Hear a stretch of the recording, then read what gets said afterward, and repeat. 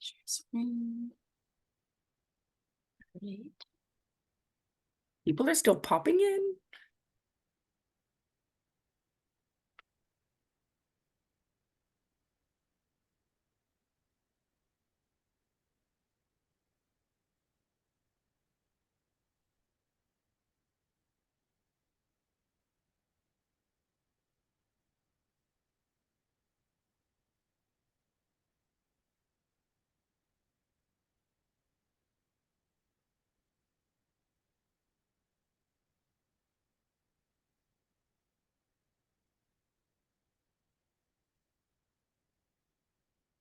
Oh, wow.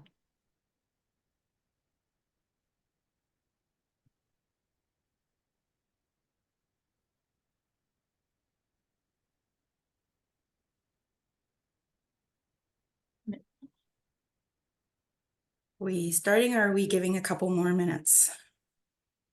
Okay. We still have some people popping in, so maybe 30 more seconds.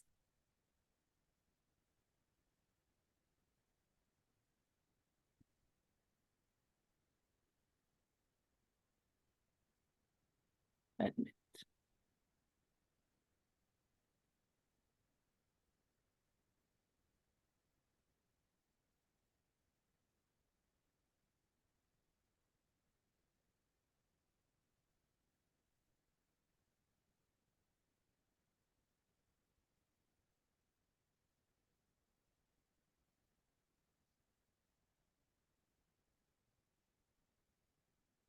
Hmm.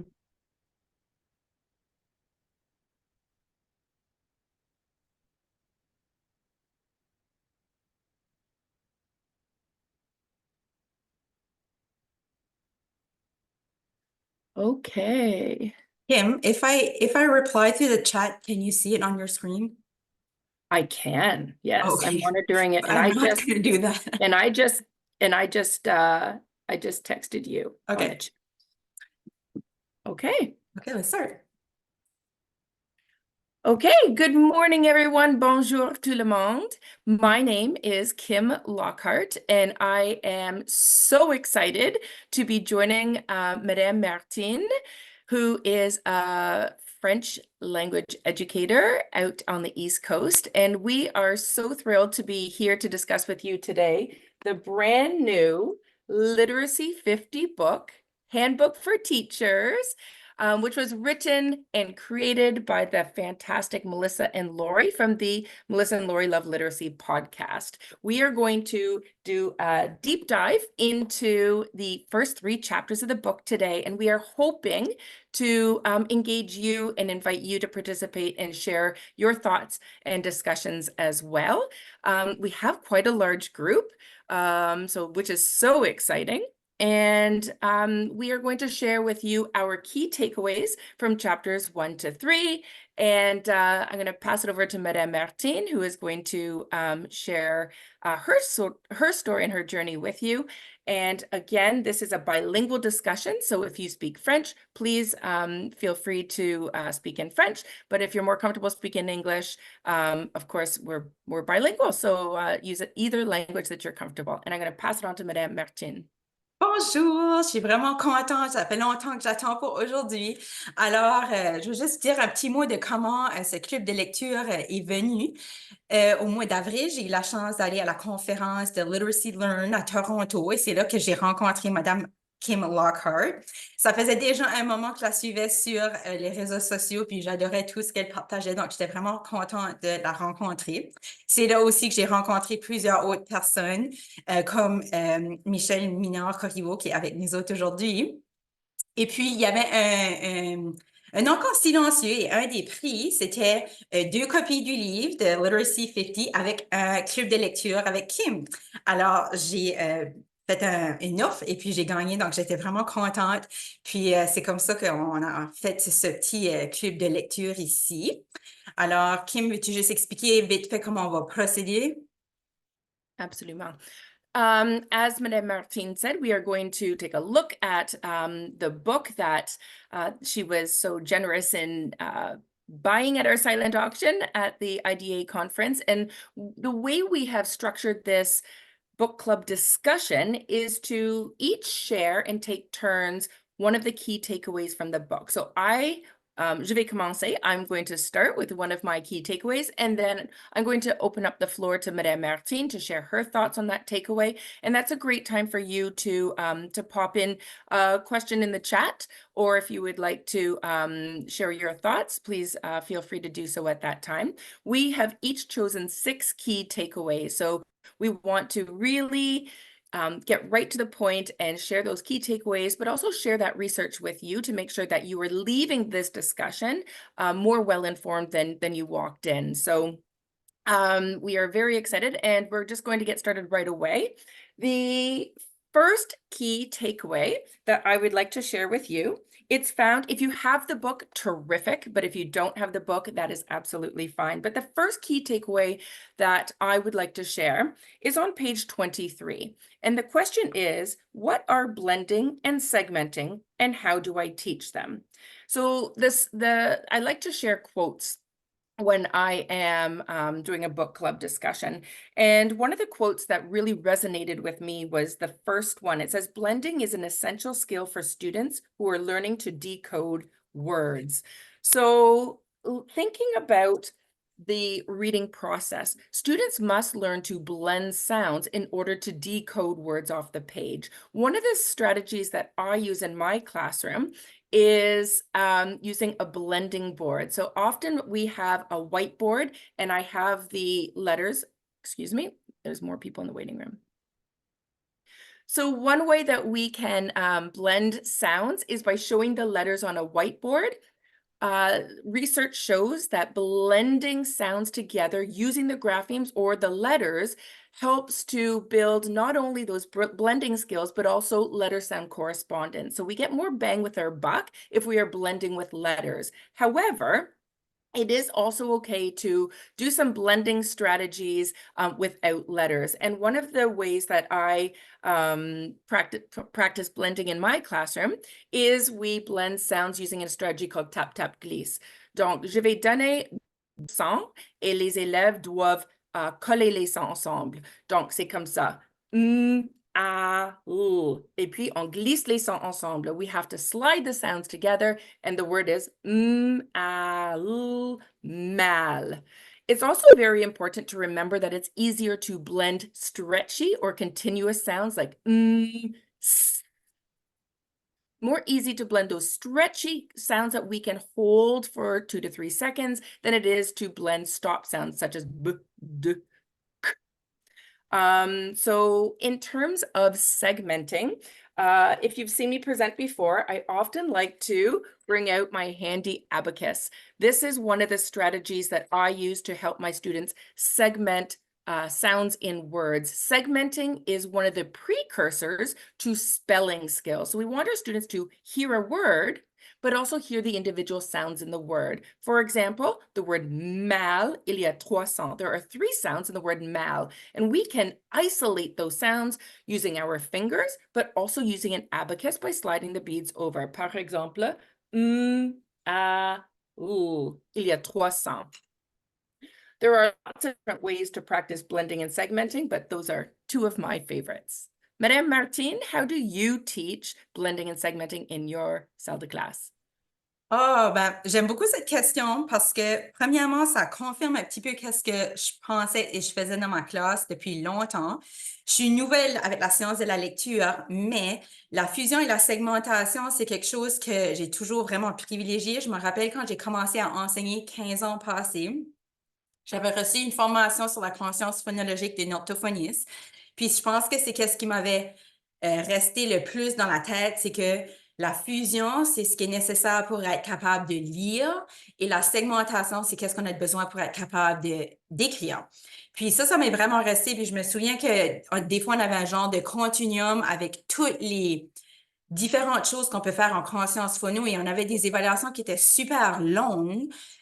Et puis moi, je trouvais que c'était un petit peu peut-être pas efficace ou inutile. Puis là, ben maintenant, avec, par exemple, la réponse à cette question-là et qu'est-ce qu'on sait des recherches que ce qui est vraiment important, c'est la fusion et la segmentation des phonèmes. Et puis, moi, j'aime beaucoup faire avec le jeu, j'aime beaucoup bouger. Ça fait que, je sais que dans les livres, ils parlent de parler en robot. Fait que nous autres, on faisait ça en robot, que ce soit en bougeant, debout, en marchant. Ça pouvait être en sautant, en bougeant à différentes parties du corps avec une corde à sauter. Il y a aussi le petit jeu du crocodile, là, où ce qu'on pèse les dents, puis là, le crocodile ferme la bouche, là, ça, les élèves l'adorent. Ça fait que c'est comme une bouche de crocodile avec toutes les dents. Puis là, par exemple, s'ils veulent segmenter bateau, bien, ils vont faire B-A-T-O. J'ai aussi, j'ai mis dans le slide, je peux vous partager, c'est une vidéo que j'avais faite il y a quand même quelques années, et puis ils l'ont mis sur le site de Only, Onlit. Puis, dans cette vidéo-là, j'explique brièvement qu'est-ce qu'est la conscience phono, mais il y a à peu près comme une dizaine d'activités amusantes pour travailler la fusion puis la segmentation des phonèmes, des petits jeux que je faisais avec mes élèves. Ça peut être aussi juste dans l'auto, alors avec les élèves ou avec tes enfants, dans le bain. Ça peut être aussi avec un livre de chercher trouve. Alors, au lieu de dire, je sais pas moi, trouve le chien, ben, tu peux faire trouve le chien ou trouve le chaton, chaton, des choses comme ça. Donc, ça peut être vraiment, vraiment simple. Est-ce qu'il y en a dans la salle qui voudraient ajouter des choses de comment ils travaillent la fusion, la segmentation, des idées? Is there anybody that like to share your thoughts on this question?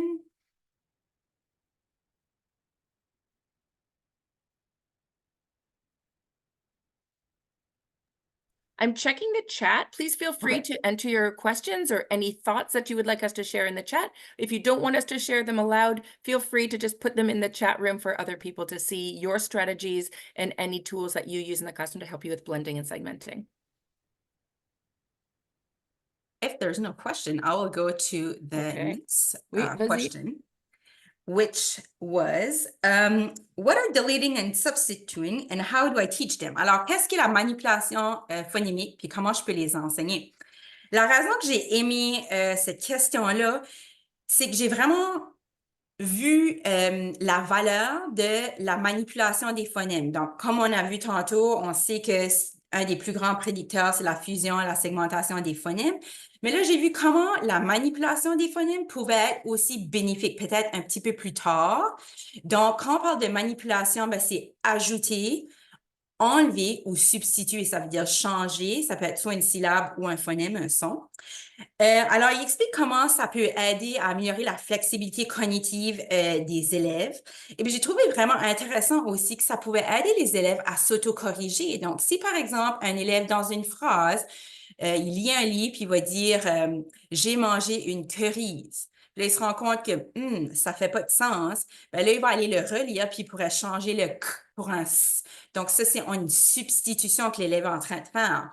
Et puis, j'ai vraiment trouvé aussi intéressant que ça pouvait être utile qu'on travaille la morphologie. Donc, par exemple, si j'ai le mot certain, ben, je pourrais ajouter une syllabe comme incertain. Donc, quand on fait la morphologie avec les préfixes, les suffixes, on peut ajouter ou enlever comme certain, incertain, certainement. Donc, ça, c'est quelque chose que j'ai vraiment, ça a été comme un petit peu un aha moment de, ah, OK, ben, oui, la fusion, la segmentation, c'est ce qui est le plus important, mais je pense qu'une fois que ça c'est acquis, on peut aller travailler la manipulation, puis ça peut aider les élèves à s'auto-corriger puis travailler aussi la morphologie. What are your thoughts on this one, Kim? I love this question. There are lots of different schools of thought in terms of substituting and deleting and changing phonemes and words. As I said earlier, I like to use graphemes when we are manipulating spoken sounds because my time with my students is precious and limited, especially in my tier 2 intervention groups. So what I try to do is I try to use graphemes whenever possible. And I'm not sure, hopefully you can see my screen okay, but I've purchased very inexpensive cookie sheets from the dollar store, as well as some magnetic letters. These ones are les lettres minuscules, and I'll be honest, they were not found at the dollar store. They were a little bit more pricey, but whenever I am practicing sound skills, such as deleting and substituting sounds, I try to have the grapheme. So I would say, OK, mes amis, est-ce que vous pouvez trouver la lettre qui fait le son? Regarde ma bouche. Oh, est-ce que ça c'est un son voisé ou non voisé? Ça c'est un son non voisé. That is a, I've forgotten the word in English, non-vibrating, unvoiced sound. So oui, ça c'est la lettre F et la lettre F fait le son. Ça c'est la lettre I qui fait le son I. Ensemble, c'est I. So we are blending. And then we would do that substituting. Est-ce que vous pouvez changer le son pour le son S? And I'm deliberately choosing the sound S because the sound visually looks very similar to the sound F. And so I'm going to not put those two close together. Est-ce que tu peux trouver la lettre qui fait le son S et change Phi to C? Excellent. But we also want to manipulate and change not just the first sounds in words, but also the second sound or alternative sounds. So I would say maintenant, ça c'est le mot si. Est-ce que vous pouvez changer si pour le mot ça? Est-ce que tu peux changer I pour A?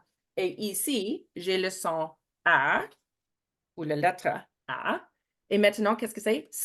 A, ça. So there we are manipulating and changing words, but also using that visual with the graphemes as well. And I'm going to open the floor to anyone else who would like to. In the Oh, conversation, we exactement. have lots of good ideas, like doing word chain, les chaînes de mots, faire des chansons. S'il y en a qui veulent prendre la parole, sentez-vous libre d'ajouter, mais Hélène dit qu'elle trouve que c'est bien pour les sons voisins, comme le F et le V.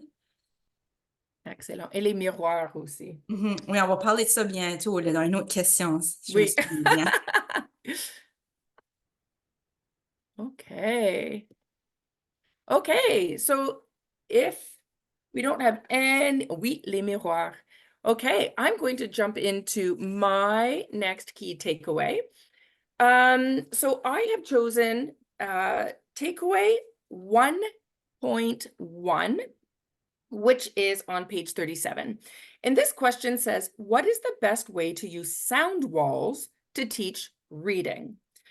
So first and foremost, I want to share this piece in the book. It says, although there is not currently any research to support the use of sound walls, there is some research that shows that teaching students articulatory features supports students' phonemic awareness, letter sound knowledge, and decoding skills. So I will be totally frank, I do not use a sound wall in my classroom. In lieu of using a sound wall, I provide all of my students with handheld mirrors. And these handheld mirrors will show the students the position of their mouth, lips, teeth, and tongue when they are articulating individual speech sounds.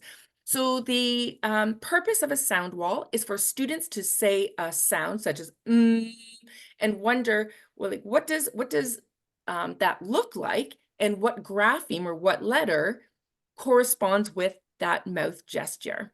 So the intention for a sound wall is to look at what is more natural. What can students do more easily? And that is that spoken language piece. And then to connect the spoken language to letters, whereas a word wall is requiring them to do something that is not as natural, which is know that letter and connect it to its sound. So the purpose of a sound wall is to look at what comes more naturally and what students can naturally do, which is that speech sound, and then match that mouth, lips, tongue position to its speech sound. And mirrors are a fantastic way to do that if you don't have a sound wall in your classroom.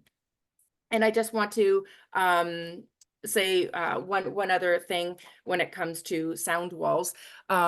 This is when I like to do a shout out for all of our amazing speech and language pathologists. When it comes to articulation, our speech and language pathologists really are the experts. And so when it comes to simple speech sounds such as ooh, I can help with that, but there are some more difficult ones such as k.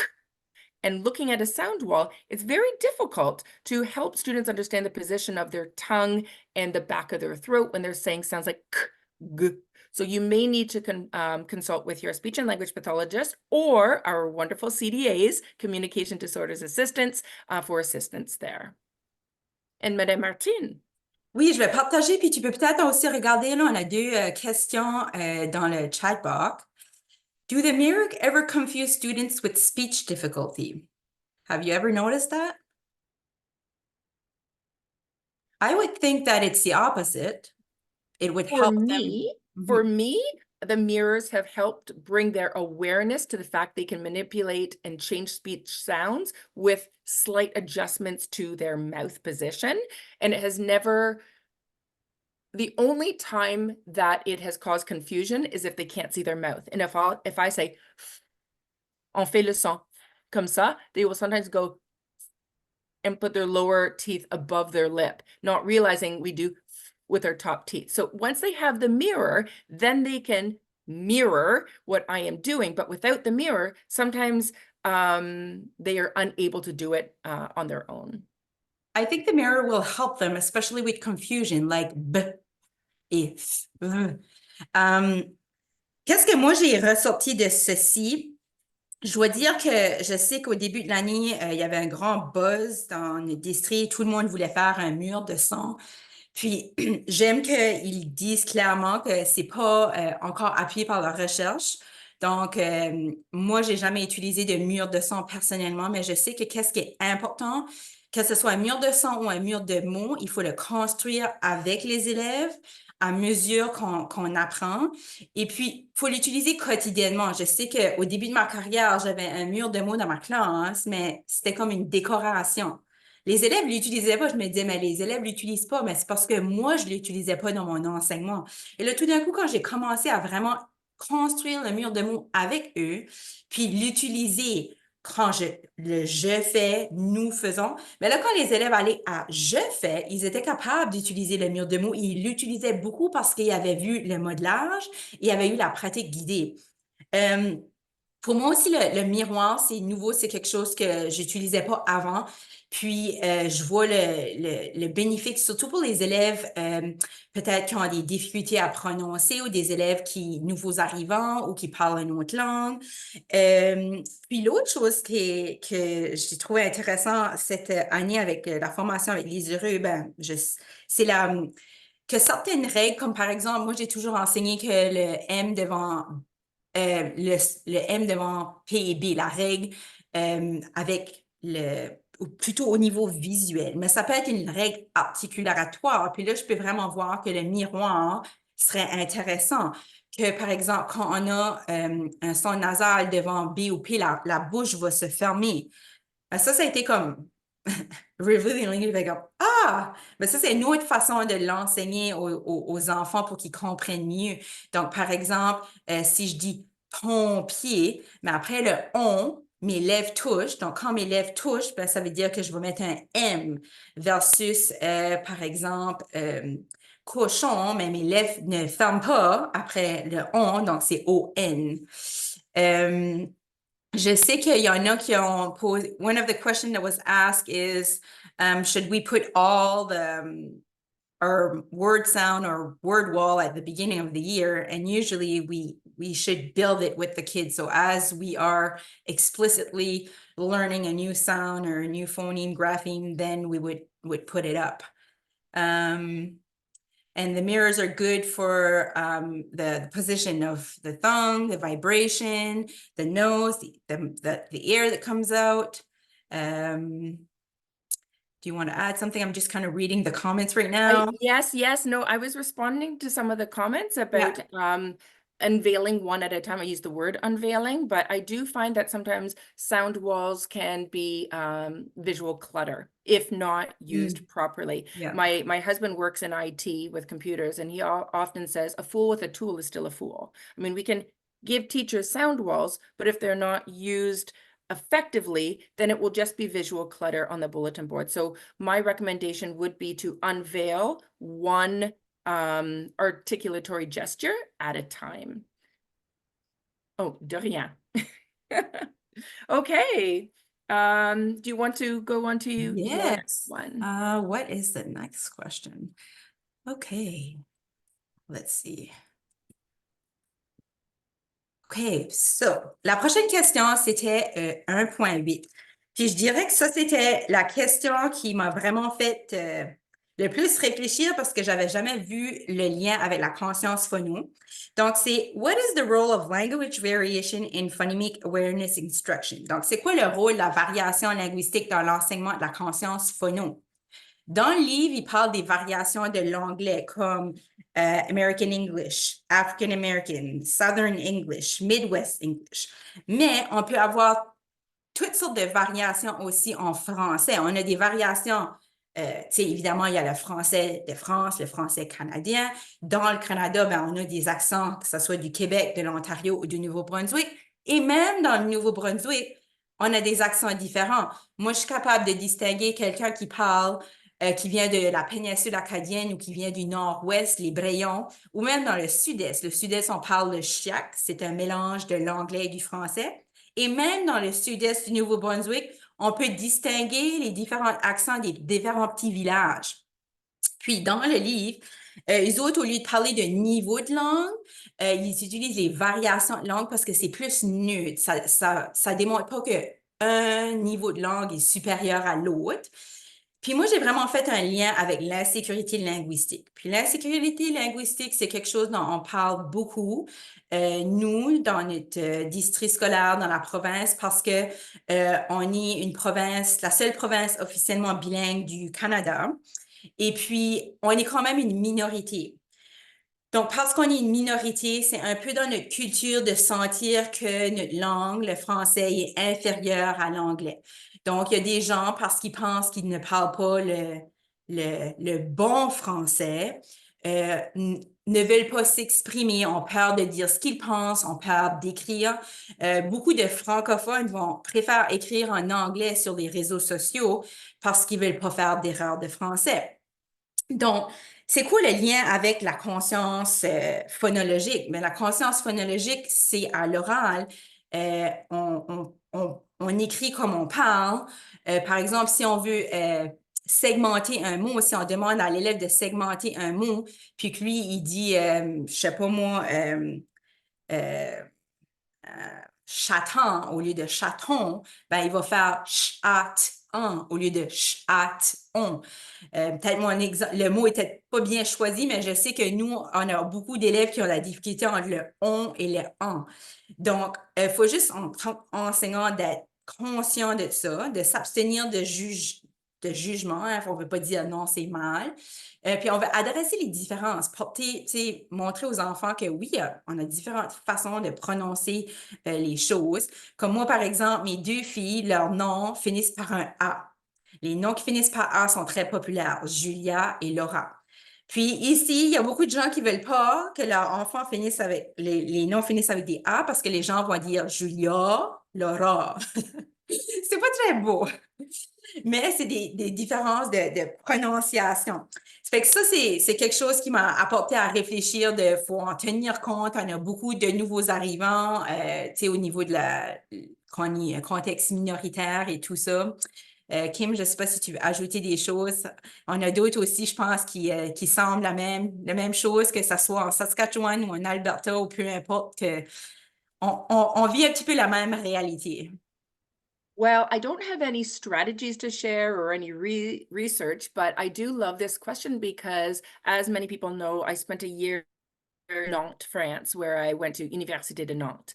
And I had une famille d'accueil, or a host family, and they would invite me over on Sunday nights to watch ER. That was back in the days when George Clooney was on ER. And I remember watching it in French, but they had les sous-titres or subtitles en français. I was kind of hoping they might have des sous-titres en anglais so I could, you know, read rather than listen. But I said in French to them, when the show is in French, why do you have French subtitles? And they said, because we don't understand Québécois French. And so because I could understand Parisian French, I could understand Québécois French, but they had such difficulty understanding the dialect from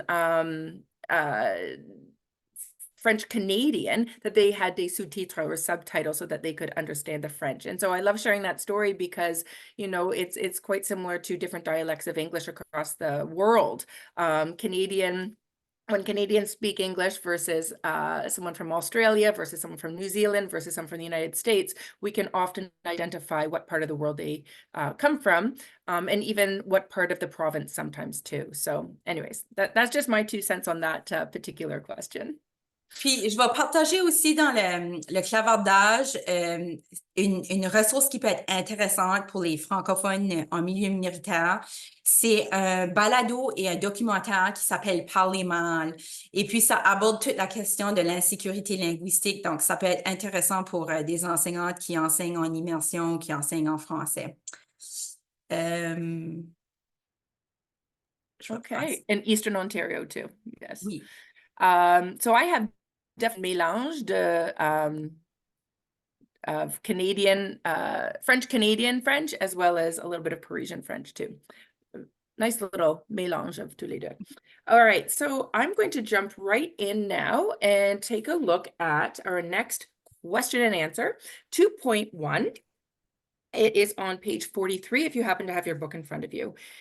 The question is, I keep hearing about the importance of explicit, systematic phonics instruction. What does that mean? Hopefully, and I am sure that most people in this particular group are aware of explicit systematic instruction. Here in the book, it's quoted saying, research has shown repeatedly that systematic explicit phonics instruction has better results for students than the responsive approach. So when we think about the reading process, what we want to do is we want to teach students those individual letter sound correspondences, opposed to the more traditional approach that is still unfortunately used in schools across the country and elsewhere, where they use a whole word approach or a whole language approach, which is having the students look at the whole word opposed to looking at each letter sound and sounding out those letter sound correspondences to decode the words. So research has consistently shown that explicit instruction of the letter with its associated sound or sounds has more positive effects on student reading achievement than the whole language approach. So when it comes to letter sound correspondences, it's also very important to remember, first of all, that explicit means it is teacher directed. There is no guessing. For example, I wouldn't say, mes amis, qu'est-ce que c'est le son de la lettre ici? I would say, boys and girls, this is the letter A. Can you say A? That's the letter name. Can you say its sound? The letter sound is A. Repeat after me, A. And then I activate their sort of phonological awareness skills, phonemic awareness skills, where they have to identify a word that starts with that sound ideally, so that they can think about that letter sound in context. When it comes to teaching with explicit systematic instruction, you would have isolated sounds. So again, I might use my cookie sheet and I would say, mes amis, ça c'est la lettre A. La lettre A fait le son A. Répète, A. And I'd make sure that they are saying it correctly.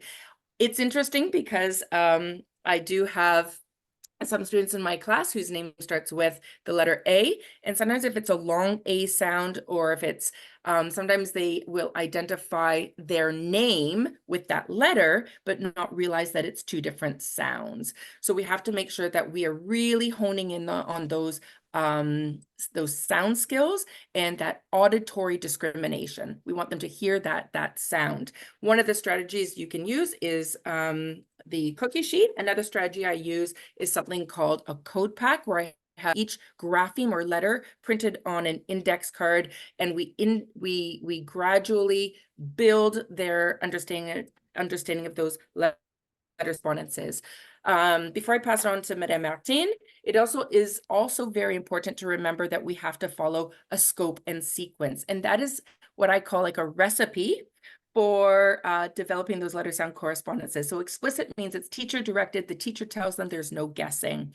Secondly, explicit and systematic. Systematic means we are following a system that aligns with the reading research in terms of which letter sounds should follow in consecutive order. I personally have chosen to use the scope and sequence from AlphaGraph. AlphaGraph is fantastic French resource that was developed by Michel Mineur-Corriveau and Alex-André Mador. And I love the scope and sequence because it aligns with what I understand to be the best way and the best sequence in order to teach letter sound correspondences. That is not to just start with vowels, because our goal always to have students decode words as quickly as possible and to read words as quickly as possible. If your scope and sequence starts with just vowels, you're going to delay the decoding process where they're blending those sounds together. So we want to make sure that we have a scope and sequence that integrates the vowels with the consonants, but is also taking a look at the articulation of those speech sounds. Stretchy or continuous sounds are easier to blend. So in my scope and sequence here from AlphaGraph, we start with some of those stretchy sounds. I don't have them all on my whiteboard now, but I would introduce the sound s earlier than the sound b, because I want not only to help students blend those sounds, and those continuous sounds are easy to blend, but the sound s is also one of the more high frequency sounds. So when students are looking at books, we are easier, it's going to be easier for them to blend those sounds, but also they're going to see those sounds more frequently in text. Sorry, I had a lot to say about that, and I don't think I articulated it very well. I was All trying to say it as right. quickly as possible. Je, je vais dire que moi, j'aime mieux utiliser un plan qu'une recette parce qu'on disait recipe parce qu'il n'existe pas de recette parfaite. Ça, c'est quelque chose qu'on a dû. Même moi, je dis, oh, juste donne-moi une progression, mais il n'y en a pas de parfaite, puis tu dois l'ajuster à tes élèves. Mais c'est important d'en avoir une, par exemple, un plan. Puis dans le livre, il parle un petit peu de l'analogie avec le architect blueprint.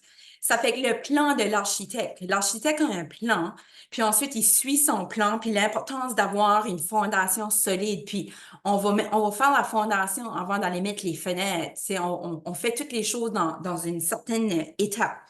Puis, moi, quand j'ai lu cette section-là par rapport à l'enseignement explicite systématique, bien, je me suis rappelé les présentations, les 3 présentations extraordinaires qu'on a eu la chance, moi, Kim, Michel, Mina Corriveau et d'autres, de voir Anita Archer à Literacy Learn à Toronto. C'était vraiment fantastique. Puis, Anita Archer, ben, c'est ça, c'est l'enseignement explicite. Puis, elle nous dit, ben, we are teachers, not discoverers.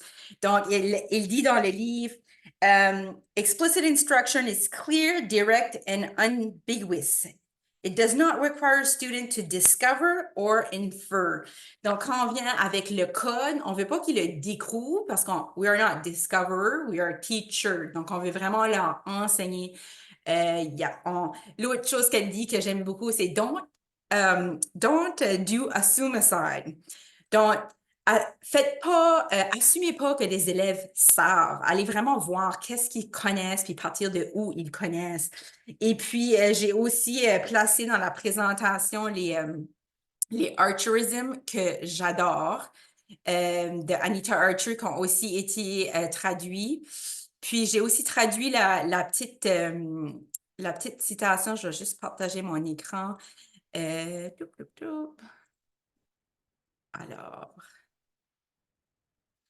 Alors, la petite citation que j'ai traduite, c'est qu'il n'y a aucune preuve que l'enseignement explicite de quelque chose tue l'amour de cette chose-là. Il est très difficile d'aimer de faire quelque chose que l'on ne sait pas faire.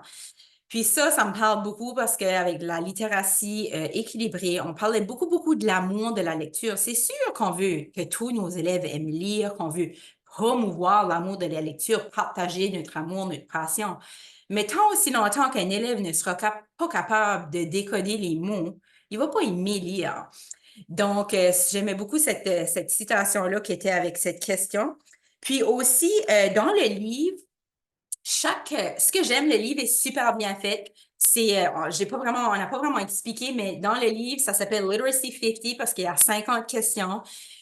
Les questions sont divisées par piliers. Donc, il y a 10 questions pour chacun des piliers, 10 questions pour la conscience phono, 10 questions pour la phonétique et 10 questions pour la fluidité. Ça, c'est les trois qu'on va voir aujourd'hui. Puis, le prochain clip de lecture, on va voir les 10 questions pour la fluidité et pour la compréhension.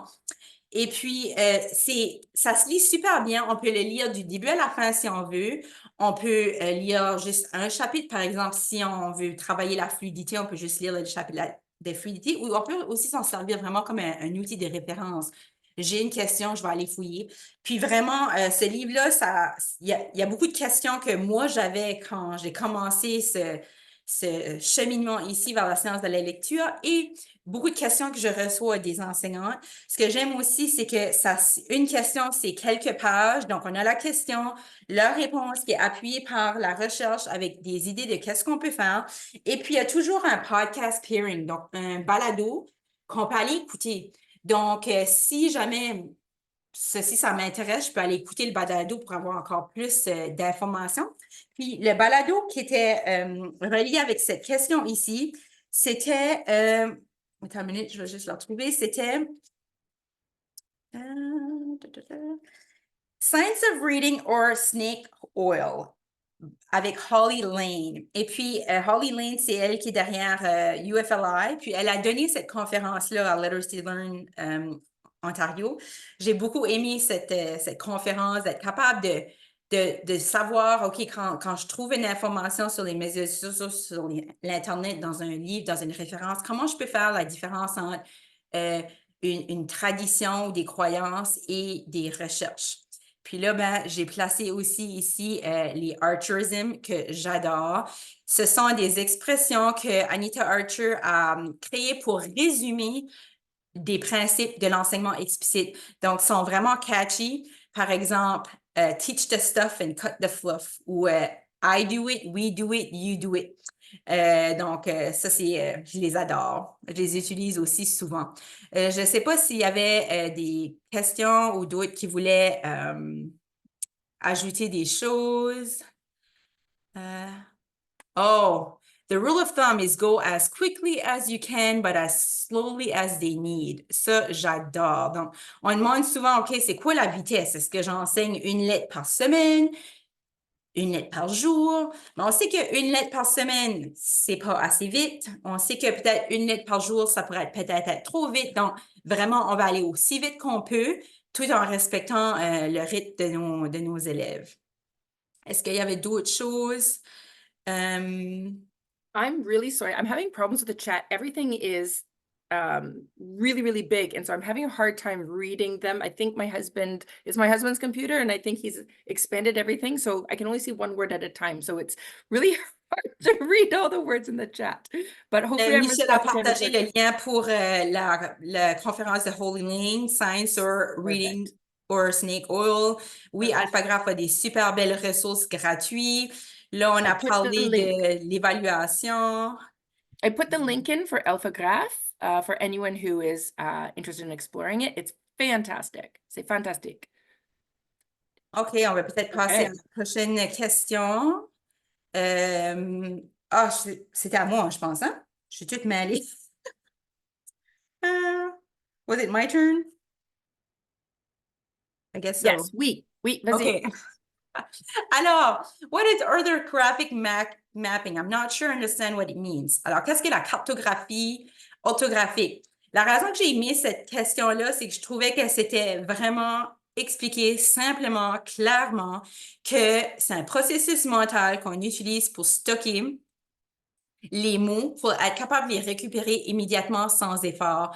Donc, pourquoi on est passé d'apprendre les mots fréquents par cœur à la cartographie orthographique? Puis, une autre chose qui a vraiment capté mon attention, c'est l'importance du lien avec le sens. Parce qu'on fait souvent le lien entre le son et les lettres, phonème, graphème, mais c'est important d'ajouter le sens. Qu'est-ce que le mot veut dire? C'est quoi son rôle? Parce que si on n'ajoute pas le sens, le processus n'est pas finalisé, si tu veux. Donc, quand on fait le orthographic mapping, c'est important de faire le lien entre les phonèmes, graphèmes, mais aussi le sens. C'est quoi le mot? Est-ce que c'est un nom, un adjectif, qu'est-ce que son utilité, qu'est-ce qu'il veut dire, d'utiliser des exemples, des contre-exemples. Et puis, c'est ça. Est-ce qu'il y avait d'autres choses que tu voulais ajouter, Kim, sur le orthographic mapping?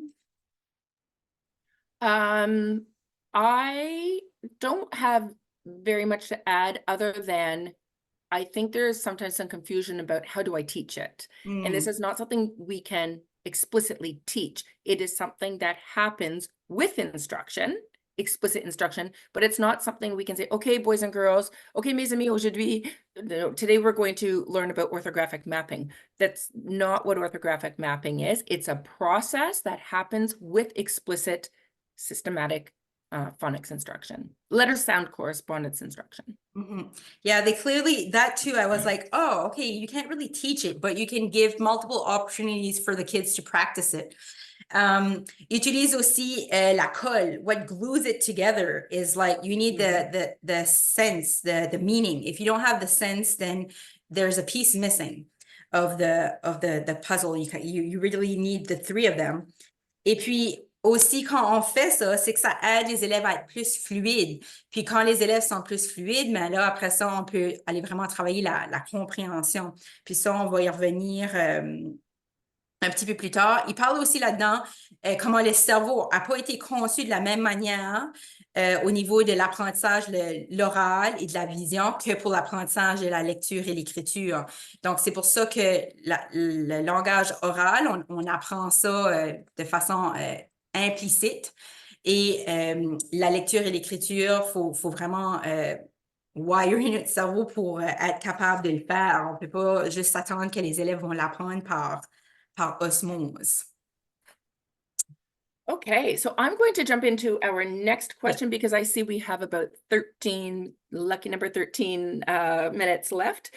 This question is on page 56, and it is question 2.6. What are decodable texts and how do I identify good ones? So taken directly from the book is a fantastic definition. It says decodable texts provide opportunities for students to practice decoding sound spelling patterns that have been explicitly taught. So I like this definition because it really emphasizes that decoding should be putting that instruction into an application opportunity. So when I am speaking with parents who want to help with their child's literacy, reading and writing skills at home, they are often very eager to buy decodable books. So one of the things that I often emphasize is that they are not a magical unicorn. If we went out and we spent $100 on decodable books, again, I'm going to reference my husband, a fool with a tool is still a fool. Students aren't necessarily going to be able to decode them. So we have to remember that the term decodable text doesn't mean that students can automatically decode them. Rather, sometimes I like to use the term controlled text because the term controlled text really describes what a decodable book is, and that is controlling the letters and their corresponding sounds within the text. So we have to remember that there are letters with multiple sounds. And I often sorry, we have someone in the waiting room. Sometimes we have letters, par exemple, la lettre X. En français, la lettre X. In French, the letter X a au moins 3 sons. On a le son X. Par exemple, max. Donc, in French, the letter X has 3 sounds. It says X. Like in the word max, it says S, such as six, where it just makes that S sound, but it's also silent, par exemple, dans le mot de. So we have to remember that we are not just looking for the letters that appear in a book, but we have to make sure that students have learned that specific sound that is attached to that letter. If there's a letter that makes more than one sound, par exemple, la lettre G, or the letter G says G, and it also says in French, J. We have to make sure that we have explicitly taught and give students the rules of when it says G and when it says J before presenting them with the text. When it comes to decodable books, one of the earlier books that I like to present students with is the series Facile à lire. Facile à lire is one decodable series that is available to French students. But again, we have to make sure that we are looking with a critical eye to make sure that there aren't multiple sounds for a letter. For example, there is one book in the Facile à Lire earlier series that is called Max or Alex. I can't remember what it is. But we see the letter X, but the letter X, unfortunately, in the book has 3 different sounds. And so we have to make sure that when we are looking with a critical eye at our decodable books, we know that our students have learned that letter sound correspondence before presenting them with a book. I also like en français des livres décodables de Scholastique. This one is a French series for my earlier readers. And it has the letter sound correspondences listed on the back so that you can review those letter sound correspondences before giving students the book. One strategy that I use when using decodables is I painstakingly go through the book. I look at every single letter and I put that letter on an index card or on a code pack card, and we practice those letter sounds before giving them the book so that there are no surprises when they read the book. Madame? Oui, moi, les livres décodables, je trouve que c'est super. Ça fait juste du sens de ne pas exposer les élèves à des correspondances graphèmes-phonèmes qu'ils n'ont jamais vues. Pendant longtemps, on a utilisé les livres GB+, et je me souviens que dans la trousse d'évaluation, le livre C, je pense, c'est L'avion de Vincent. Un livre C, on l'utilisait souvent au mois de novembre, puis il y avait les sons yin, yon, en, des sons que les élèves n'avaient pas nécessairement vus. Donc, on n'est pas en train de mettre l'élève en position de succès, on est déjà en train de le mettre en position d'échec en lui présentant des livres dans lesquels il y a des sons qu'il n'a pas appris. Et puis, je trouve que, évidemment, les premiers livres, souvent, les élèves devinaient par l'image, par la structure répétitive. Donc, les livres décodables permettent vraiment aux élèves de pratiquer ce qu'ils ont appris, à décoder les mots, de mettre en pratique les correspondances graphèmes-phonèmes qu'ils ont appris. C'est sûr que au début, la lecture va être beaucoup plus lente que ce qu'on avait l'habitude, parce qu'avant, on leur donnait un livre ABC, puis « Ah, nos élèves, ils lisent, on est tous excités », mais ils lisaient peut-être pas vraiment. Ils faisaient référence à la structure répétitive, regardaient beaucoup l'image. Puis, ça disait dans le livre que les livres décodables aident à améliorer la précision, la fluidité, la compréhension et la confiance des élèves. Donc, ça, je trouvais ça vraiment intéressant. Puis, on va continuer. Pour le prochain, c'était la question 2.8 qui était If I'm not doing guided reading, what's the best way to approach small group instructional time? Alors, si je fais pas de la lecture guidée, c'est quoi la meilleure façon de faire de l'enseignement en petits groupes? Évidemment, l'importance de la différenciation. Mais ici, je pense que la clé, c'est vraiment au lieu d'aller par niveau de lecture, c'est d'aller par objectif. Alors, qu'est-ce qu'on veut travailler? Puis, il y a 2 choses que je retiens qui m'ont un petit peu, qui ont retenu mon attention, c'est que on n'est pas obligé de voir tous les élèves en petits groupes. Alors, il y a certains élèves qui n'ont pas besoin de l'enseignement en petits groupes. Ce qu'on leur offre en salle de classe est suffisant. Parce que ça dit ici dans le livre que l'enseignement en petits groupes is expensive in terms of time, energy, and resource. Hein? Ça demande beaucoup de temps, d'énergie et de ressources. Alors, qu'est-ce qui fait que ça vaut la peine? Why is small group instruction worth the cost? The cost, c'est parce que ça permet d'adresser le besoin de certains élèves par groupe. Mais j'ai trouvé ça intéressant de dire, on n'a peut-être pas nécessairement besoin de voir tous les élèves, mais il y a des élèves qui vont avoir besoin d'être vus plus souvent. C'est vraiment des interventions qui sont brefs, ciblées et intensifs. Ciblées, on va aller cibler qu'est-ce qu'était leur défi suite à nos évaluations, donc vraiment mettre l'évaluation au cœur de l'apprentissage. Et puis, eux avaient le petit truc ABC. Donc, gardez ça en tête quand on fait l'enseignement de petits groupes. A, assessment, donc l'évaluation, on parle toujours de l'évaluation. B, basics and books. Donc, qu'est-ce qui est essentiel? hein, pour que nos élèves puissent lire les livres. Et C, clear direction and feedback. Hein. On veut donner de la rétroaction précise. On ne veut pas juste dire, ah oui, c'est bien.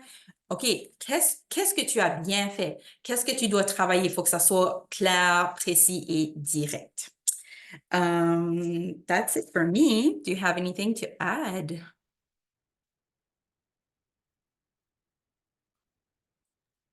Sorry, I'm going through the chat. I I know. don't have anything to add to this particular one, but I have answered a few things. So if I didn't answer Okay. your questions earlier, please take a look now because I've figured out how to answer the chat a little bit more easily. All right. Is it okay if we just dig right into the next question? Yes, of All right, course. so now we are moving into, I think, the third part of the book, chapter or part 3. The first question that I am addressing, oh, and I didn't put a doggy ear on that one. Sorry, there we go. I've heard that fluency is the bridge between word recognition and comprehension. Why is that? Jan Hasbrook is often my go-to researcher when it comes to reading fluency, as well as Dr. Rosinski. Jan Hasbrook actually spoke on the Melissa and Laurie Love Literacy podcast. And she says right here, assessment results of reading fluency are strong predictors of success in reading comprehension. In fact, some studies have shown that oral reading fluency is the strongest predictor. So we want to make sure that we are first and foremost modeling reading fluency and what a fluent reader sounds like for our students. Research shows that there are many different strategies to help students improve their reading fluency. We want to model fluent reading, and one of the strategies to help improve students' reading is something called echo reading, where we, the stronger, more fluent reader, would read a passage or a sentence, and then we would have the students read it with similar fluency. We also want to make sure that we are giving students as many opportunities to practice their reading fluency as possible. So one of the strategies that I stray away from is silent reading, because we need to make sure that our students are reading out loud and they are not just tasked with reading silently, because then we can't monitor their reading fluency. And finally, because I am a second language teacher, it is very important to remember that strong decoders don't necessarily equal strong readers, because if you think about the simple view of reading, students to comprehend what they read need decoding and word recognition skills, as well as language comprehension skills. They need both. And so that bridge between decoding to language comprehension comes with reading fluency. However, when it comes to our second language learners, we need to make sure that we are also building their vocabulary and their understanding of the meaning of the words they're reading. So Jan Hasbrook has shared that strong reading fluency is correlated with strong reading comprehension. But also know in my classroom, I have some very strong decoders and they sound like fluent readers, but they don't always necessarily know and understand what they're reading. So we have to remember that other piece of Scarborough's reading rope and the simple view of reading, which is language comprehension.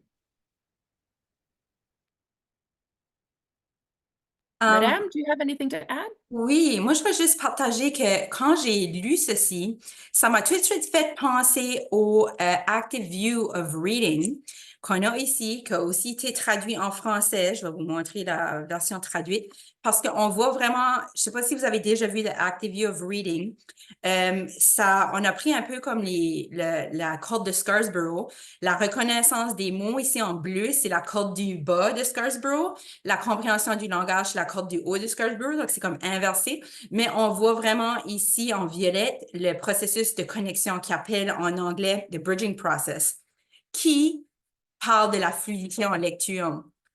Puis, c'est ça, moi, ce que j'ai retenu, c'est que ça disait qu'un élève qui n'est pas fluide, ça peut causer jusqu'à 40% de la différence dans la réussite ou non d'un test. Et puis que la fluidité en lecture, ben, ça permet, un petit peu comme j'ai mis l'image ici, de diminuer la charge cognitive pour laisser plus de place à la compréhension de texte. Donc, c'est pour ça que c'est tellement important. Et dans le livre du truc, ben, il y a plusieurs choses qu'on peut faire pour la fluidité, mais on peut, par exemple, ensemble, faire le modelage, je fais, nous faisons, tu fais, avec les petites barres entre les mots pour dire où est-ce que pour faire les groupes de mots, où est-ce qu'on arrête, ou des petites vagues en dessous. Des fois aussi, on utilise l'image de la cuillère, on prend des bouchées de mots. Puis, je vais tout de suite aller à la prochaine question, qui était 3.8. Puis, moi, je vais faire aussi un petit pont. J'ai beaucoup aimé la Melissa Story. Donc, au début de chaque chapitre, il nous partage un petit peu une histoire de eux. Puis, son histoire me fait beaucoup penser un peu à la mienne. Je me souviens qu'au début de ma carrière, il y a environ 10-15 ans, on utilisait des trousses en fluidité de lecture. C'est des trousses qu'on donnait à nos élèves de deuxième année, où est-ce qu'on avait des textes, puis les élèves devaient lire les textes 3 fois 1 minute, 3 fois dans la semaine. Donc, ils lisaient 9 fois, chronométré. On avait un petit diagramme là, puis ils devaient colorier. Puis c'était vraiment comme une course. On voulait qu'ils lisent le plus vite possible. Et puis, c'est pour ça que j'avais un peu de réticence quand j'ai entendu parler de ORF ou de flow et de la minuterie. Je me suis dit, pour moi, mais là, quand j'ai lu, j'ai compris, j'ai écouté le balado, ça a vraiment résonné dans moi. Donc, la question est, I've heard that 1 minute oral reading fluency assessment are important. What can I learn from them?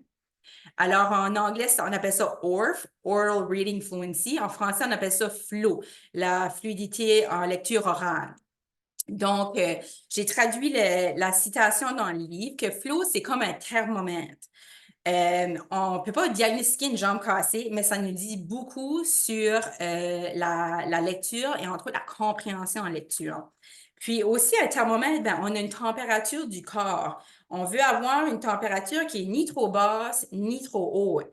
Parce que si on a une température qui est basse ou une température qui est haute, ça nous dit que il y a quelque chose qui ne va pas. Donc, on va aller creuser plus loin. Donc, c'est une façon d'aller évaluer rapidement les élèves parce que ça prend juste 1 minute.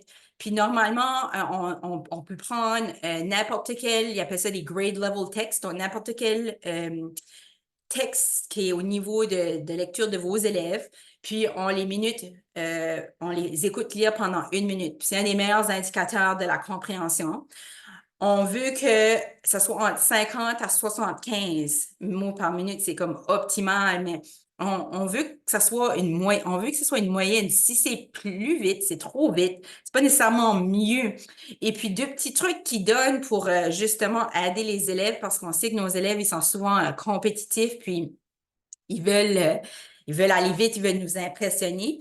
Au lieu de leur dire 1, 2, 3, go, puis minuter, on peut leur dire, OK, quand tu es prêt, commence à lire et lis comme tu parles. Tu sais, on lit pas, on parle pas trop vite, on parle pas trop lentement. Et puis, s'il y a un élève qui commence, là, puis il lit super vite, mais tu peux dire, waouh, tu lis vite. OK, maintenant, tu vas lire de ton mieux. Donc, faire un peu la différence entre les deux, entre lire vite et lire bien, ou lire de ton mieux, lire comme on parle. Puis, ici, j'ai juste mis là, le tableau qu'il y avait dans le livre. Je sais aussi que j'ai eu la chance de parler avec Michel Mineur-Corriveau. Je lui avais demandé, est-ce que le tableau ou les, les pourcentages sont les mêmes en français qu'en anglais? Je ne sais pas, Michel, si tu veux juste prendre la parole 1 ou 2 minutes pour nous expliquer brièvement ton petit projet de recherche, parce que je suis certaine que ça va intéresser plusieurs personnes ici. Mon Dieu. Écoute, les amis, you guys are fabulous. I'm such a fan. I'm loving everything that you're saying. En français, on va avoir des données d'ici, comme très prochainement, là, juste parce que je suis en vacances. Donc, on les a développés. Puis, on va comparer, puis on va voir est-ce que la différence entre ce que nous, on a obtenu sur un échantillon un peu plus petit, mais en français, est-ce que c'est semblable au tableau ou pas? Puis si c'est semblable de la première à la quatrième, on pourra dire que c'est à peu près la même chose jusqu'en huitième. Mais si ça ne l'est pas, on va au moins avoir une petite idée de la différence à laquelle on peut s'attendre. Puis le but, c'est pas des cibles à atteindre, n'est-ce pas? Même Jan Hasbrook va dire, tu veux vraiment être dans la moyenne, là. This is where you want to be average. Tu sais, 104 fever is not better than 97. Just like reading way too fast is not better than reading at a nice average speed.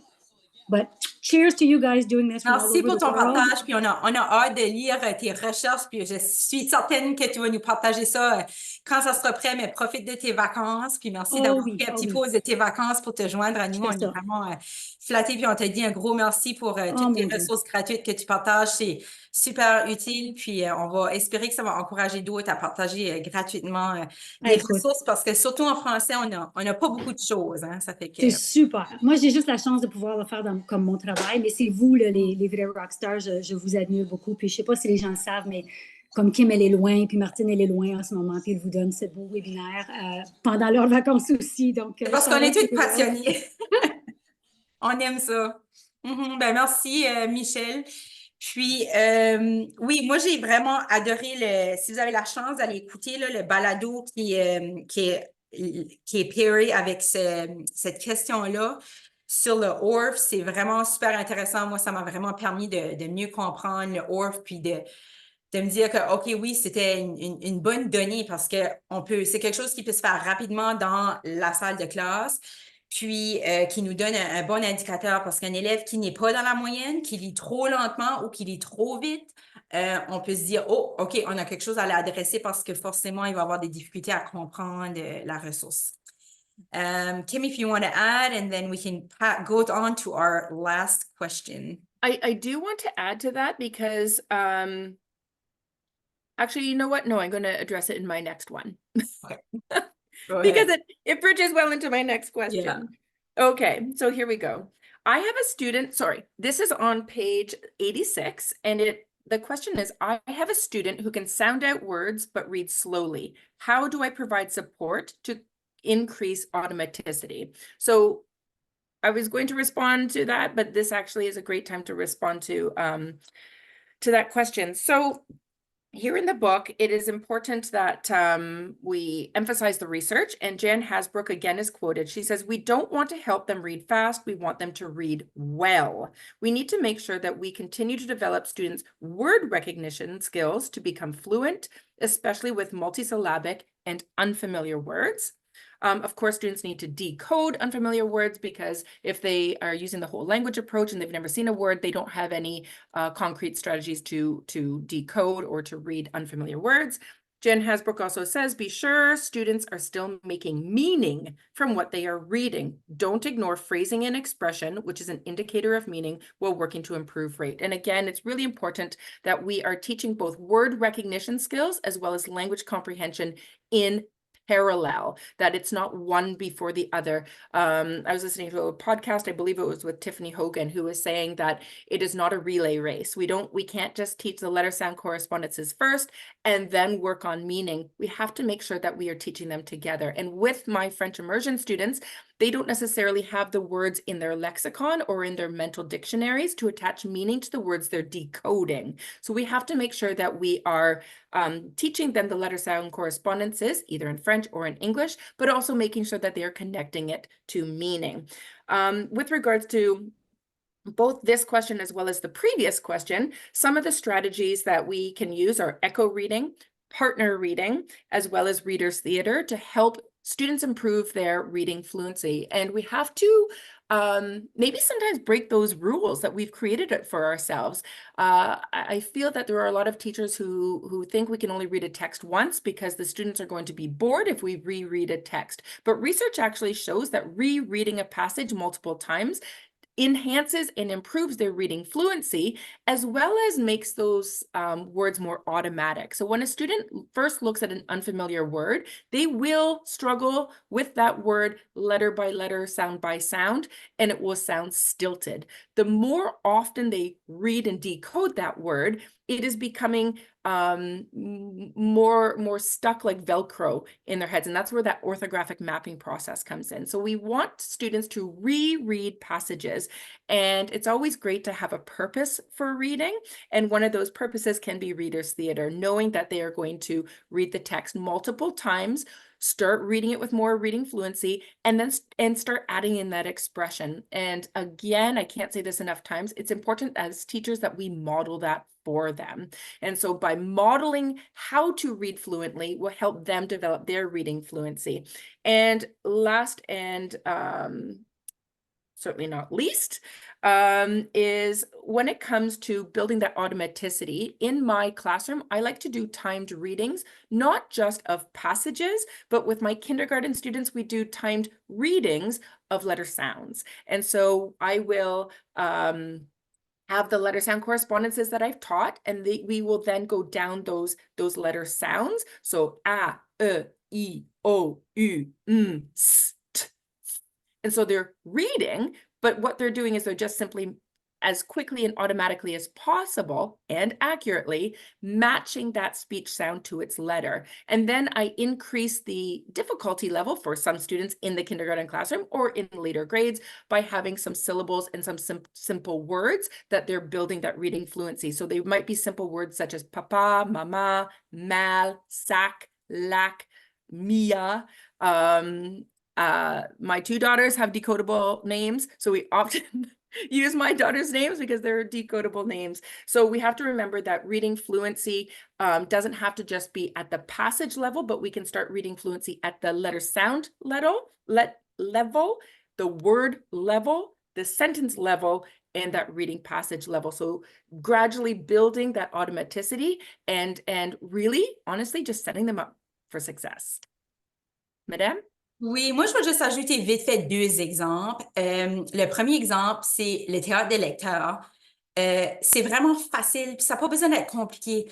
Par exemple, pas cette année, mais l'année dernière, quand j'étais en salle de classe, j'avais fait avec mes élèves le théâtre des lecteurs.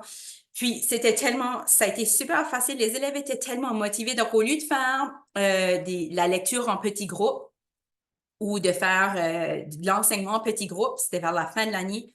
J'avais trouvé des petits textes, puis j'avais fait 4 groupes d'élèves. Puis je leur avais donné chacun une petite pièce de théâtre différente. Et puis, dans la pièce de théâtre, j'avais sélectionné, évidemment, les bons lecteurs avaient plus de textes ou des textes avec des mots plus difficiles. Les lecteurs un peu plus en difficulté avaient... Donc, c'était vraiment adapté. Et puis, au lieu de faire la lecture guidée, ils ont lu ça, puis ils se sont pratiqués à chaque matin pour la semaine. Et puis, le vendredi, ils l'ont présenté avec les autres. Ça donnait aussi qu'on avait les petits costumes à l'école pour les petites pièces de théâtre. Les élèves ont adoré. C'était très simple à faire. Puis, ça leur a donné... une raison pourquoi le faire. Et puis, les élèves aimaient pratiquer. C'était pas oh non, pas encore. Ils avaient vraiment quelque chose, par exemple, aussi différent avec le théâtre des lecteurs qu'une pièce de théâtre, c'est que les élèves ont leur texte. Ils lisent le texte. On ne pouvait pas nécessairement qu'ils apprennent par cœur. L'autre chose que je faisais beaucoup dans ma classe, c'est la poésie. Quand j'étais en France, j'ai enseigné en France pour 1 an, on faisait beaucoup de poésie avec les élèves. Puis moi, je me disais, oh, la poésie, c'est donc bien plate. Mais c'est sûr qu'une des choses différentes, c'est que là-bas, les élèves l'apprenaient par cœur, la poésie. Moi, je l'utilisais vraiment pour faire une lecture répétée, pour faire une lecture en chœur, une lecture en dialogue. Mes élèves adoraient. Ça faisait partie de ma routine du matin. Donc, le matin, quand on faisait le calendrier puis tout ça, alors, le lundi matin, je leur présentais un petit poème adapté aux élèves de première année que moi, je lisais. Ensuite, on lisait ensemble, on le décortiquait. On allait trouver les mots de vocabulaire qu'on travaillait, qu'est-ce qu'il veut dire. On allait trouver les mots qui riment ou les sons qu'on avait appris. On allait souvent ajouter des mouvements à la poésie. Et on le faisait à tous les matins. Et puis, par le vendredi, j'essayais qu'ils soient capables de le lire avec fluidité. Puis là, je prenais une petite vidéo, je l'envoyais aux parents dans CISA. Super simple. Ça prenait 5 minutes tous les matins. Ça faisait partie de la routine. Les élèves adoraient. C'était vraiment une bonne façon de pratiquer la fluidité. Donc, juste pour montrer que ça n'a pas besoin d'être compliqué, ça n'a pas besoin de prendre beaucoup de temps, mais c'est vraiment important. Puis, on peut le travailler dès la première année, peut-être même en maternelle. Donc, je pense que c'est tout. Hélène nous partage qu'il y a des belles routines dans les livres No Better, Do Better, qui est le prochain sur ma liste. Peut-être qu'on pourrait faire un book club avec ce livre-là. Je ne sais pas si vous avez d'autres choses à ajouter. Je sais qu'on a dépassé un petit peu le temps, mais c'est quand même pas trop pliant. Sinon, eh bien, merci d'avoir été là en grand nombre, d'avoir été actif dans le chat box, de poser des questions, de donner des commentaires, des ressources. C'était super. Do you have anything to add, Kim? I do. I would like to actually raise a glass to Madame Martine because this wouldn't be happening without her. So if you happen to have your Literacy 50 book and a glass of your favorite bubbly, I'm a fan of mimosas. Only in the summer, not on a work day, I promise. But feel free to turn your camera on, show you raising a glass to say cheer to Madame Martine. Oh, cheers to Because you. And because honestly, this would not be happening without you. So well, thank you for being here, and I hope we can we have another session. Next session is, I just want to say the date right before I don't want to, okay, it's August 23rd. Alors, le 23 août à 11 heures, on va parler des chapitres 4 et 5. Donc, August 23rd at 11, we're going to talk about chapter 4 and 5. And just to finish on a grand finale, we may have two special guests, not mentioning any names, joining us for our second and final book club on August 23rd. So, un grand merci. Thank you to everyone who came Merci. today. And happy Cheers. reading. Bon été, bonnes vacances. Merci d'être là. Continuez d'être des passionnés de la littératie pour nos petits élèves, nos cocos. Bye! Bye. Oh.